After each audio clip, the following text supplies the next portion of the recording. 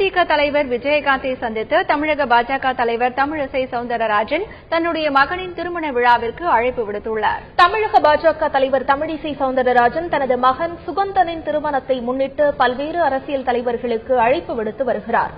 சென்னை விருகம்பாக்கத்தில் உள்ள தேமுதிக தலைவர் விஜயகாந்தின் இல்லத்திற்கு தனது கணவர் சவுந்தரராஜன் மற்றும் சுகந்தனுடன் சென்ற தமிழிசை விஜயகாந்த் மற்றும் அவரது மனைவி பிரேமலதாவை மகன் திருமணத்திற்கு அழைத்தார். தொடர்ந்து செய்தியாளர்களை சந்தித்த தமிழிசை இந்த சந்திப்பு திருமண அழைப்பிதழ் கொடுப்பதற்காகவே நிகழ்ந்தது என்றும் அரசியல் நோக்கம் எதுவும் இல்லை என்றும் தெரிவித்துள்ளார்.